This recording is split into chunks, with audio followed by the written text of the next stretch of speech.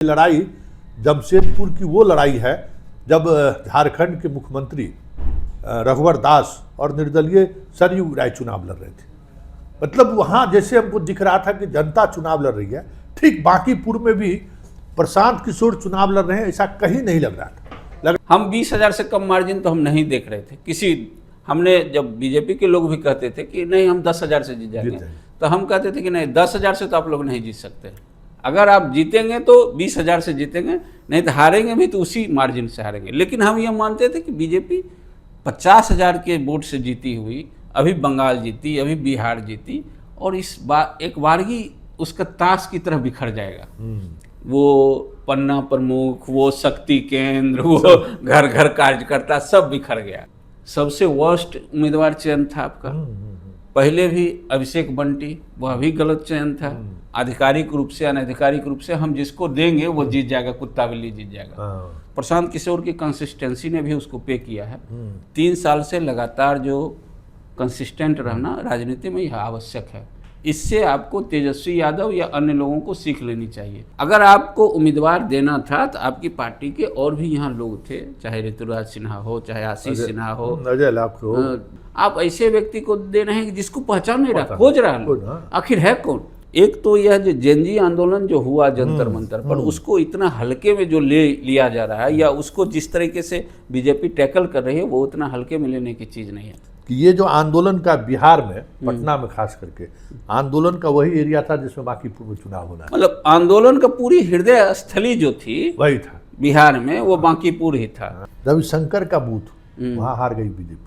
रविशंकर जी का बूथ हार गई बीजेपी, उम्मीदवार के बूथ हार गई बीजेपी, रामकृपाल जी के बूथ पर बीजेपी हार गई। आखिर ये क्या है? नमस्कार, आज हम बात करेंगे बांकीपुर उपचुनाव के परिणाम पर।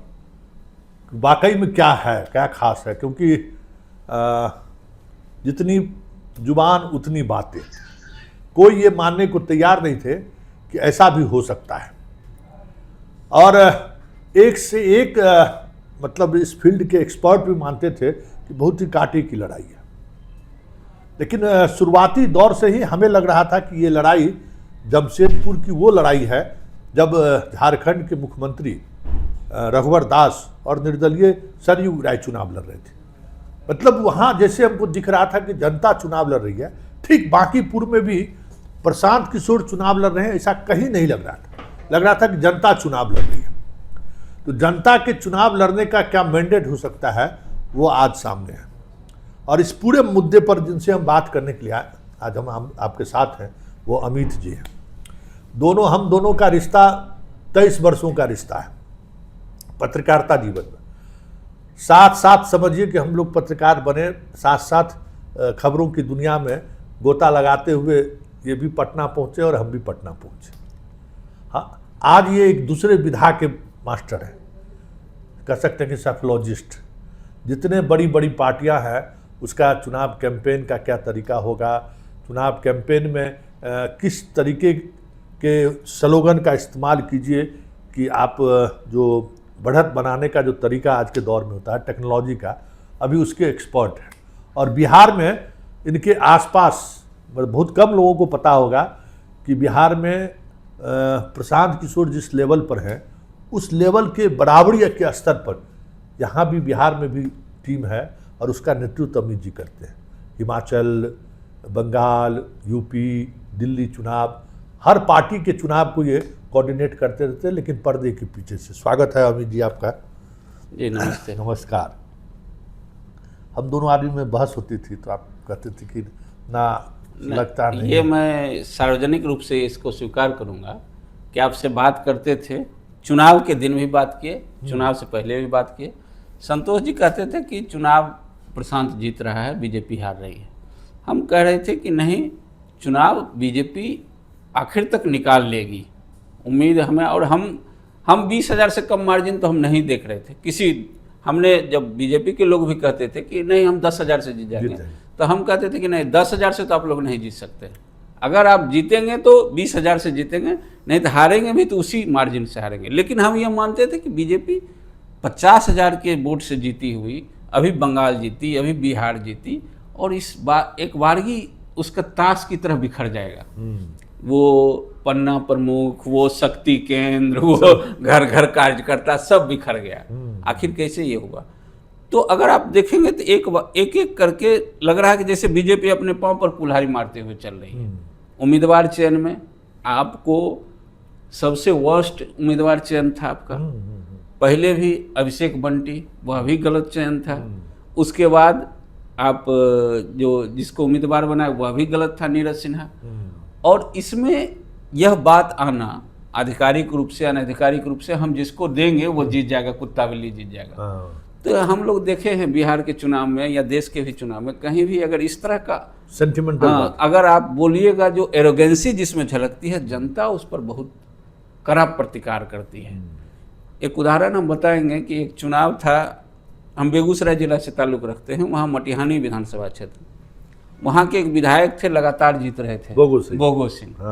तो बोगो सिंह से ऐसे ही किसी यूट्यूबर ने इंटरव्यू लिया और इंटरव्यू में वो बोल दिया कि के माइक लाल छे जो हमरा हराई देते मटिहानी में। उनका यही लाइन था, कोई माइक लाल पैदा नहीं लिया है मटिहानी में हराने वाला।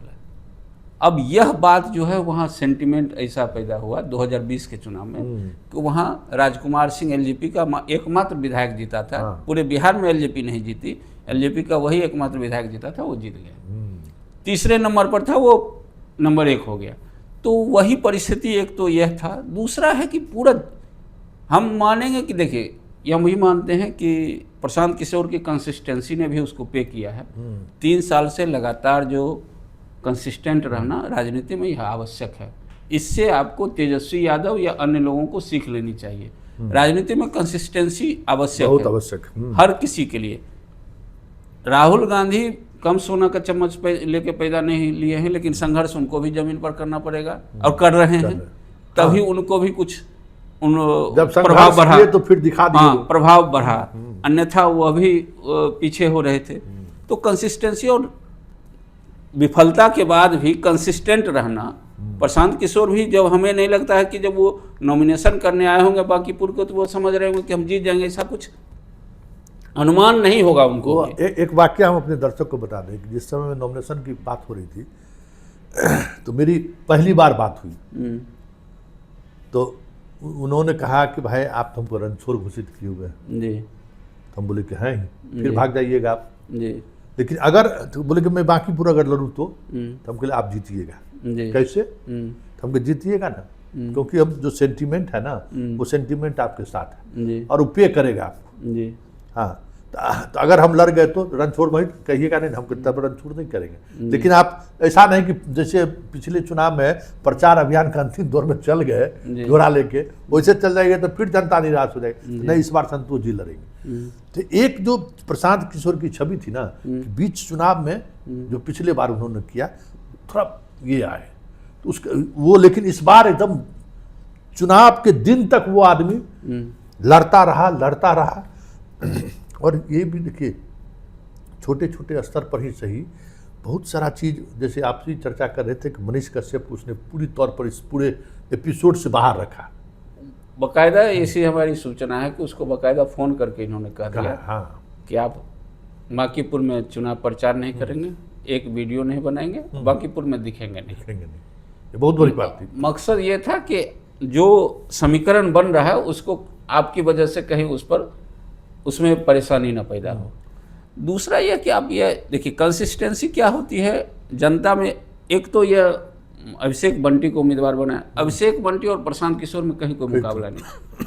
अगर आपको उम्मीदवार देना था तो आपकी पार्टी के और भी यहाँ लोग थे, चाहे ऋतुराज सिन्हा हो, चाहे आशीष सिन्हा हो, अजय लाख हो, जो भी लोग हों, जो भी यहाँ जिनका प्रभुत्व दिख रहा है, ठीक है, आपके ही सामाजिक समीकरण के, आप कास्ट समुदाय से ही चाहते हैं तो कास्ट समुदाय से ही आप उस तरह के व्यक्ति जो कहीं ना कहीं सामाजिक रूप से सक्रिय हो या जिसका कोई फेस वैल्यू हो, आप ऐसे व्यक्ति को दे रहे हैं जिसको पहचान नहीं रहा, खोज रहा है, आखिर है कौन। मतलब, और आप कह रहे हैं क्या कि हम अपने मतलब सबसे छोटे कार्यकर्ता को दे रहे हैं। तो इसी का परिणाम तो अभी दतिया में भी दिख रहा है ना। आज दतिया में जो परिणाम आया है, इन्होंने फील्डिंग बहुत अच्छी की कि आज़ाद समाज पार्टी को से भी उम्मीदवार उतरवाया, पूरी कोशिश की, 21,000 वोट उसको आया भी, तब भी वो हार गए 6,500 6,000 के वोट से। तो आखिर क्यों ऐसा हो रहा है? ऐसा इसलिए देखिए, एक तो यह जो जेनजी आंदोलन जो हुआ जंतर मंतर पर, उसको इतना हल्के में जो लिया जा रहा है, या उसको जिस तरीके से बीजेपी टैकल कर रही है, वो उतना हल्के में लेने की चीज़ नहीं है। आपको अपने पड़ोस के देशों से सबक लेना चाहिए। एक बात और हम चाहेंगे कि दर्शकों तक ये बात आप जरूर कहें कि ये जो आंदोलन का बिहार में, पटना में खास करके आंदोलन का वही एरिया था जिसमें बांकीपुर में चुनाव होना है। मतलब आंदोलन का पूरी हृदय स्थली जो थी वही था बिहार में, वो बांकीपुर ही था। आप गांधी मैदान से लेकर के डाक बांग्ला या हड़ताली मोड़ तक जाइएगा, वो पूरा यह विधानसभा है। यही विधानसभा का पूरा विधानसभा से ही जुड़ा हुआ है, एकदम विधानसभा की हृदय स्थली है बांकीपुर की। अब उसमें आप इतना बड़ा आंदोलन हो गया, और इसमें स्वाभाविक रूप से जब आप यूथ में आप जाइएगा, खास करके जो जेनजी वर्ग है, आप कभी भी, आज वो जेनजी है, कभी वो 74 के दौर में जेन एक्स था, 89 के दौर में मिलेनियल था, या आप 2011 के दौर में भी वो मिलेनियल या जनरेशन एक्स के ही लोग जो थे, तो उन लोगों ने परिवर्तन किया। हर दौर में ऐसा ही होता है, यूथ उसी रूप में आता है, उसी रूप में, और फिर उसमें थोड़ा सा जाति इररिलेवेंट हो जाता है। तो मतलब लगता है कि जैन जी का इम्पैक्ट पड़ा, इम्पैक्ट तो पूरी तरह से पड़ा। वो आप देख लीजिए, दतिया हो या बांकीपुर हो, दोनों चुनाव का रिजल्ट दिखा रहा है। सबसे आश्चर्य है कि रविशंकर का बूथ वहाँ हार गई बीजेपी, रविशंकर जी का बूथ हार गई बीजेपी, उम्मीदवार के बूथ हार गई बीजेपी, रामकृपाल जी के बूथ पर बीजेपी हार गई। आखिर ये क्या है? यह तो देखिए, सबसे बड़ी बात है कि एक ऐसी पार्टी जिसका संगठन नहीं है, जिसका उम्मीदवार जीता है उसका संगठन नहीं है। हर वार्ड छोड़ दीजिए, हर बूथ छोड़ दीजिए, हर वार्ड में उनके कोई प्रतिनिधि मजबूती से हो, ऐसा नहीं था, ऐसा नहीं था। और एक तरफ पन्ना प्रमुख है, सब कुछ है, शक्ति केंद्र प्रमुख है, मंडल अध्यक्ष है, मतलब एक सीरीज ऑफ कार्यकर्ता है। उसके बाद आरएसएस के बहुत सारे संगठन जो काम करते रहते हैं, उसका इतना बड़ा मॉडल। उसके बाद नगर निगम में आप, विधानसभा में आप, राज्य सरकार में आप, लोकसभा में आप, देश में सरकार आपकी, उसके बाद आपकी यह एक विराट पराजय। इसका तो कारण साफ साफ समझ में आता है कि जनता नाराज थी ना। 50,000 का वोट का मार्जिन, अब 20,000 से हार रहे हैं, मतलब कितना बड़ा परिवर्तन हुआ है। कहाँ 96,000 वोट लाए और इस बार 40,000 वोट पे लटक गए। तो आपको जनता को यह समझ लेना कि नहीं, जनता जो है, मतलब हम उसके ठेकेदार हैं। राजनीति में ऐसा चलता नहीं है। आज राजद जो भुगत रही है, उसका भी कारण यही है कि आप ये टेकन फॉर ग्रांटेड ले लीजिए। हाँ, टेकन फॉर ग्रांटेड ले लीजिए कि ये वोट हमारा ही है, इसके तो हम ठेकेदार हैं, ये हमसे कहाँ जाएगा। तो बीजेपी के साथ भी यही है। बीजेपी भी ये ले रही कि नहीं, ये तो हमारे हैं, सवर्ण मेरा ही है, व्यापारी हमारा ही है, कहाँ जाएंगे हम, तो सब देना है सब हमारे। एक और बात देखने को मिला, वोटर का जो सोच आपको बता रहे हैं कि 9 बजे तक सब्जी मुसलमान का बूथ और यादव का बूथ जो दोनों पर हमारी नज़र थी। 9 बजे तक वो लोग राजद को वोट अच्छे तरीके से, ये जो 12-14 हज़ार वोट है, वो 9 बजे तक का इम्पैक्ट। लेकिन 9 बजे के बाद अचानक लगभग 9:30 पौने 10 बजे हमको लोग कहा कि नहीं, अब हम लोग निर्णय बदल लिए हैं। वो क्या निर्णय बदल लिए? तो व्यापारी उसको वोट नहीं कर रहा है, अब हम लोग प्रशांत किशोर को वोट कर रहे हैं। तो अमूमन ये सब चीज़ें गांव में होता है जी। हाँ, तब कि भाई यहाँ शहर में कैसे कम्युनिकेट कीजिएगा आप लोग? तो नहीं, सब बात हो गया है। तो वोट का देखिए ना, अभी स्लो हो गया है, अब 10 बजे से हम लोग वोट गिराएंगे। रिजल्ट आप देखिए कि भाई सब्जी बाग जहाँ मंदिरी में लीड करता था, वहाँ वो लड़ाई में नहीं है, कहीं नहीं है, कहीं नहीं लड़ाई, कहीं में। मतलब आप अगर उनका देखिएगा, उनके, हमको लगता है कि उनके फॉर्म 20 का मूल्यांकन कीजिएगा राजद के उम्मीदवार का, तो आपको देखने को ये मिलेगा कि गैर MY समीकरण के बूथ पर ही कुछ उनको ज़्यादा मिल गया। हाँ। मतलब एक उदाहरण के तौर पर बैस बूथ पर हो सकता है कि उनको बेहतर परफॉर्मेंस दिख रहा हो। नहीं, आपको लगभग 7,000 वोट, तो यहाँ से एक वार्ड से शुरू कीजिए और सब्जी बाग के बीच में उसको आया है 7,000। उस 7,000 वोट उस तरफ, मतलब लाला जी का जो बीजेपी का जो डोमिनेंस का एरिया है, उस एरिया में उनको वोट आया है। तो मतलब वो वैश्य समुदाय का जो वोट था, जो जाता था बीजेपी के साथ, उसमें मतलब इन लोगों ने रणनीति यह बनाई थी कि हम बीजेपी आरजेडी उम्मीदवार को यह दिखाएंगे कि आरजेडी उम्मीदवार लड़ाई में है, हाँ। और इससे एमवाई वोट जो है वो पूरी तरह से आरजेडी उम्मीदवार के साथ जाए, हाँ। नहीं कम से कम 60% बहुमत वोट उसका जाए। पूरी कोशिश बीजेपी की रणनीति की ये रही, लेकिन इसका नुकसान ये हुआ कि उनको तो उनका वोट तो नहीं मिला, अलग से ये हुआ कि जो जिस समुदाय से उम्मीदवार आती थी उस समुदाय का ही कुछ वोट ले लिया, जो कि टिपिकली माना जाता है कि वो बीजेपी का वोटर है, क्योंकि जनसंघ के जमाने से माना जाता है कि वैश्य समुदाय बीजेपी का वोटर है।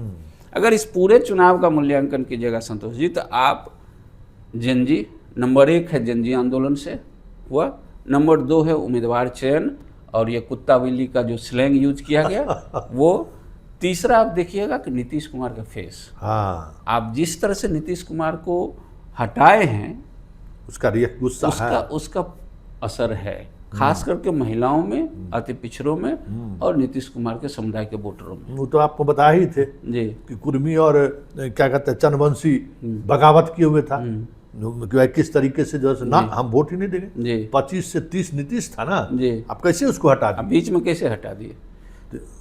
और चौथा भरत तिवारी का एनकाउंटर, हाँ, वो भी नुकसान किया है। वह मोमेंटम शुरुआत में प्रशांत किशोर को भरत तिवारी के एनकाउंटर से मिला, और अगर इस पूरे प्रकरण में कहिएगा तो पांचवा ये है कि प्रो इनकम्बेंसी वोट ही नहीं था ना। मतलब सम्राट चौधरी जी के पक्ष में मुख्यमंत्री हैं, 3-4 महीने के मुख्यमंत्री हैं, और इस उनके पक्ष में वोटर नहीं थे ना। इससे उलट ये था कि उनके खिलाफ में वोटर थे। एक और वर्ग है जिसको रेखांकित करने की जरूरत है, वह वर्ग है बिहार में एक ही वर्ग है जो इसका इकोनॉमिक सिस्टम को देखता है, वो वर्ग है यहाँ का संवेदक समुदाय, ठेकेदार समुदाय। वो भीषण पीड़ित है, सबका पैसा फंसा हुआ है, सब बेचैनी में है। अब वह समुदाय भी चाह रहा था कहीं न कहीं इन पर आघात हो, और उस समुदाय ने भी कहीं न कहीं इनके खिलाफ काम किया है। सबसे बड़ी बात अमित जी, दिल्ली से, मुंबई से, बेंगलुरु से, मतलब हार्डकोर जो बीजेपी था ना, वो भी फोन करके पूछता था कि संतोष जी सही में बीजेपी हार रही है कि नहीं, इसको कहिए ना, हारे कैसे भी, और ये क्या बात कर रहे हैं। तो बीजेपी का जो हार्डकोर था ना, हम पूछते थे कहाँ ऐसा कह रहे हैं, तो नहीं, बहुत मन भर गया है। नहीं ये बात तो है, हाँ, एरोगेंसी को लेकर, मतलब पार्टी के नेतृत्व को लेकर कि कुछ भी हम कर देंगे, कार्यकर्ता मेरा मान जाएगा। नहीं, आप उदाहरण देखिए ना, आप क्या किए हैं। उड़ीसा का मुख्यमंत्री का नाम आप पूछिएगा, किसी को नहीं याद होगा। आप पूछिए छत्तीसगढ़ का मुख्यमंत्री, आम लोगों को नहीं याद होगा। गुजरात का मुख्यमंत्री नहीं याद होगा। मध्य प्रदेश का मुख्यमंत्री थोड़ा कुछ दिन रहे थे मंत्रिमंडल के, शिवराज सिंह मंत्रिमंडल में थे, इसलिए थोड़ा बहुत उनको जानता है, लेकिन वो भी लीडर नहीं थे। राजस्थान का मुख्यमंत्री वही, दिल्ली का मुख्यमंत्री वही, हरियाणा का मुख्यमंत्री वही। तो आप इस तरीके से आपने प्रयोग किया, फिर आपने विधानसभा लीडर आप नर्चर होता है, उसके बाद ना आप उसको उत्तरदायित्व उस लेवल का देंगे। आप किसी को भी उठा करके बना देंगे। बताइए, नितिन नवीन को आप राष्ट्रीय अध्यक्ष बना दिए भाई, अपने कॉन्स्टिट्यूएंसी में तो वो अभी एस्टेब्लिश हुआ ही नहीं है। बिहार के पॉलिटिक्स में कोनो महामाया बाबू है? लाला ऐसा महामाया बाबू को भी हार देखनी पड़ी थी।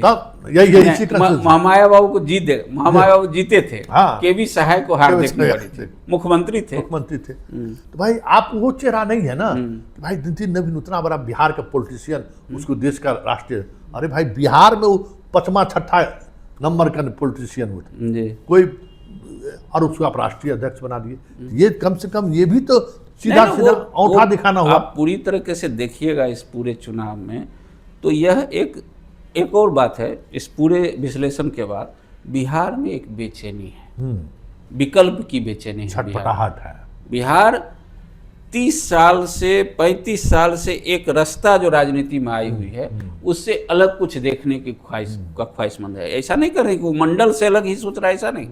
वह एक नया विकल्प चाह रहा है, एक नई राजनीतिक उम्मीद खोज रहा है।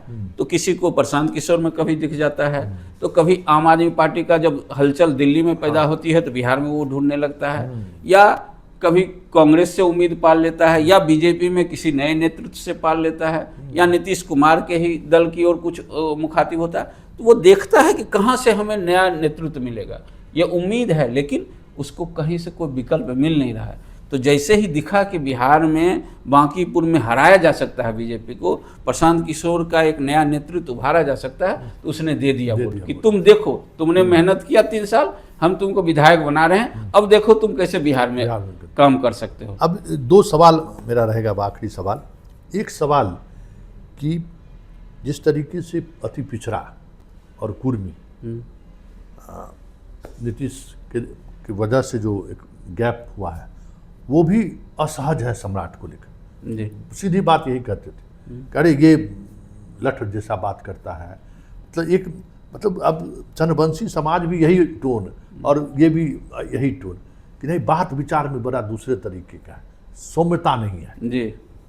तो अब आने वाले समय में, क्योंकि देखिए ये तो तय हो गया कि नीतीश कुमार अगर नहीं रहे तो नीतीश कुमार का वोट बीजेपी को नहीं जाएगी, वो तो बांकीपुर ने संदेश दे दिया। जी। इसका बिहार के राजनीति पर क्या प्रभाव पड़ेगा?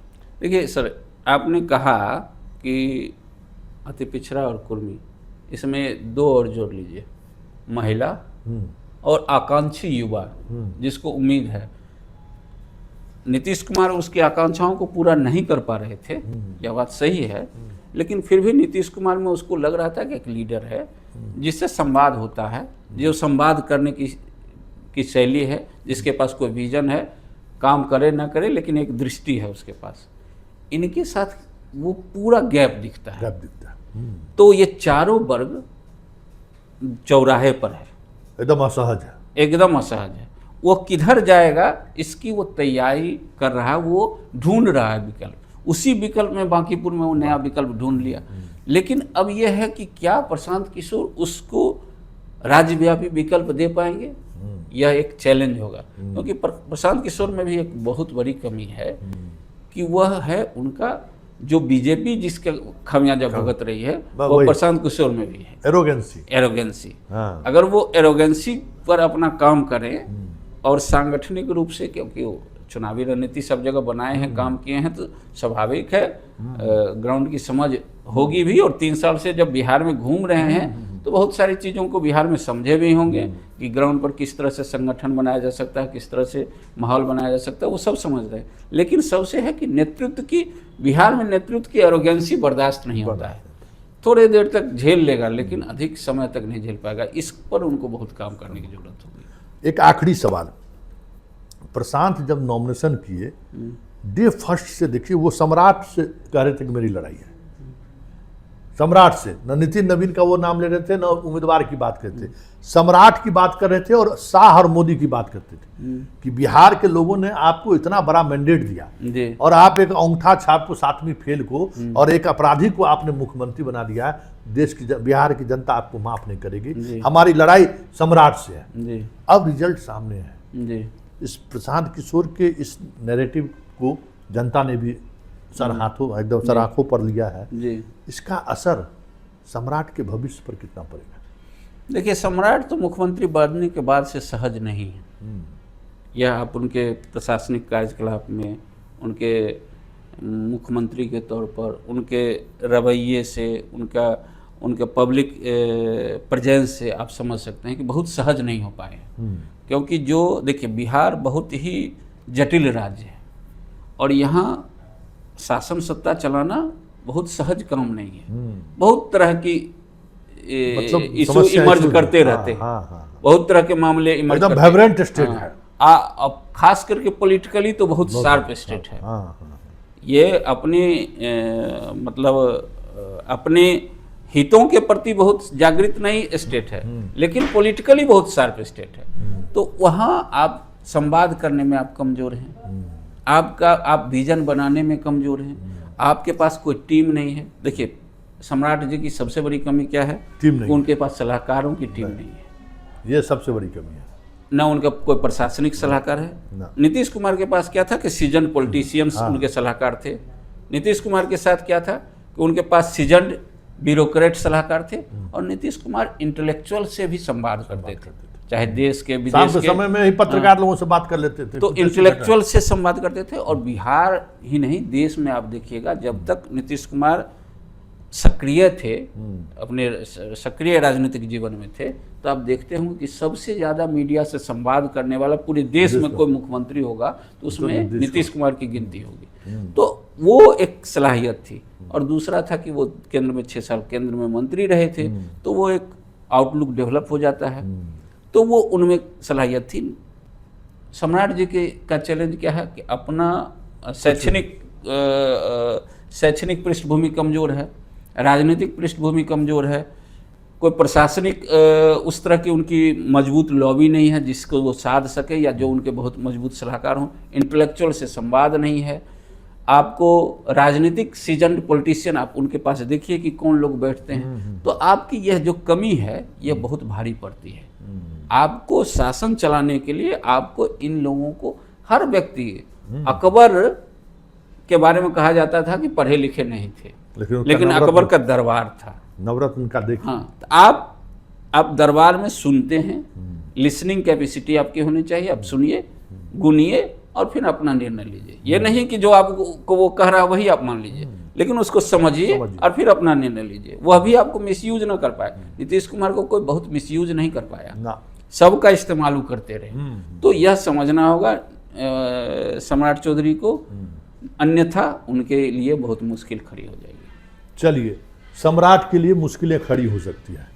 इस बांकीपुर के हार का सबसे कह सकते हैं कि आने वाले समय में बिहार की राजनीति पर अगर कोई असर दिखने को मिलेगा तो वो है सम्राट, क्योंकि सम्राट को लेकर बिहार भी सहज नहीं है और केंद्र में भी जो शाह और मोदी के बीच इन दिनों जो बातें चली आ रही हैं उसमें भी सम्राट को लेकर एक बड़ा खेमा जो दिल्ली का है वो सहज नहीं है। तो एक बांकीपुर का रिजल्ट पूरे बीजेपी की पॉलिटिक्स को प्रभावित कर दे आने वाले समय में तो कोई बड़ी बात नहीं होगी। इस बड़ी बहस को यहीं खत्म करते हैं, फिर किसी नए मुद्दों के साथ हमारी आपकी मुलाकात होगी। फिलहाल इजाज़त दीजिए, नमस्कार।